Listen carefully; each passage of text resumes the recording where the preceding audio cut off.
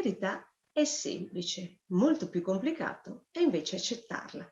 L'essere umano comune sceglie la via di minor resistenza, perciò se la verità non è corrispondente alle sue aspettative, accetta la falsità che maggiormente si avvicina ad esse, dichiarandola verità. Accade questo perché la mente umana è mal disposta a modificare le memorie subconsce, poiché comporta una fase di caos mentale che disgrega una parte di cosmo individuale, fornitore di stabili certezze. Più facile è considerare una bugia, perché regala sempre un motivo per lamentarsi, giudicare, incolpare, giustificando una mancata volontà di conoscenza approfondita, esperienza personale e ricerca. La verità è un'enorme responsabilità sia per chi la vive sia per chi la racconta, ancor più per chi l'accetta. La verità è una scelta e mai un'opinione da incasellare in mi piace o non mi piace.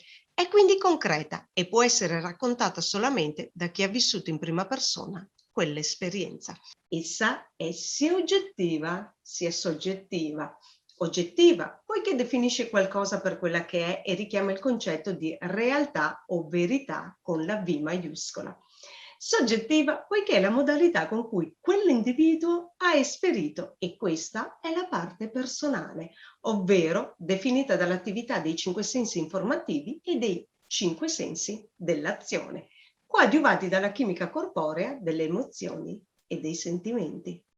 Euripide disse: la verità ha un linguaggio semplice e non ha bisogno di complicarlo. Vivere nella verità è semplificare il tutto, poiché nessuna energia è impiegata per rammentare un racconto falso.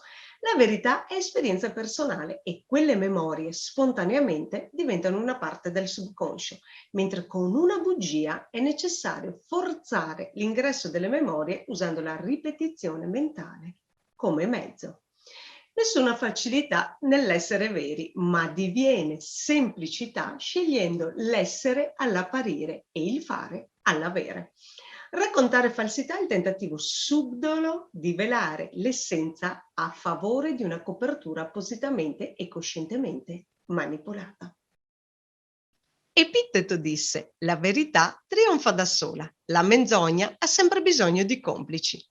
La vita infatti è semplice quando nessun intervento esterno è necessario e così la verità è stabile, definita e coerente a sé.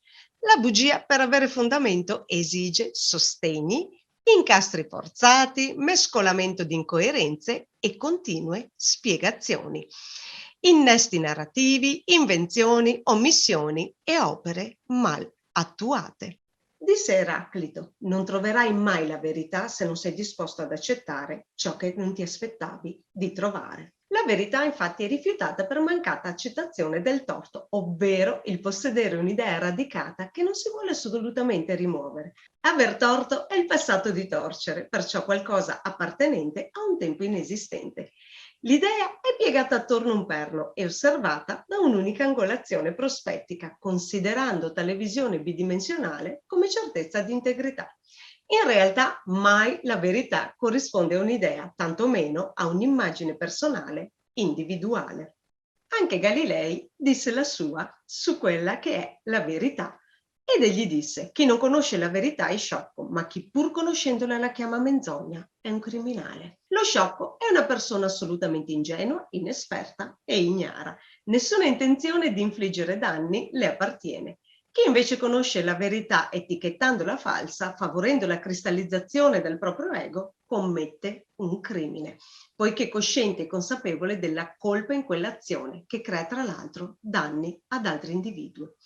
L'azione subdola del criminale, lucida nell'intento, è attuata nel rafforzamento del potere personale. Fëdor Dostoevskij invece disse: chiunque voglia sinceramente la verità è sempre spaventosamente forte. La forza trasmuta in sincero potere con la verità. Essa infatti è il mezzo, l'unico mezzo.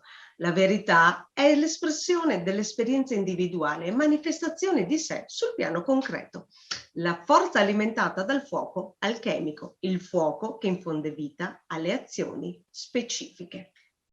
Haruki Murakami invece disse: la maggior parte delle persone non cerca verità che si possono dimostrare. La verità in molti casi comporta sofferenza e quasi nessuno vuole soffrire. Quello di cui le persone hanno bisogno è una storia bella e piacevole che renda la loro esistenza un po' più significativa. Meglio quindi una bella bugia piuttosto di una brutta verità. Le persone comuni chiedono verità, intendendo con questo termine una narrazione affermante le loro opinioni, ma la verità non è un'opinione. Una piacevole storia alimenta invece l'inganno e l'ombra. Una vita significativa non è indossare una bella scatola a regalo, ma essere il meraviglioso regalo che rimane celato fino al momento opportuno per essere scartato. E Galileo Galilei ci disse di nuovo: le verità scientifiche non si decidono a maggioranza. La verità decisa per alzata di mano non può essere tale, mai. La verità va ricercata, valutata e analizzata.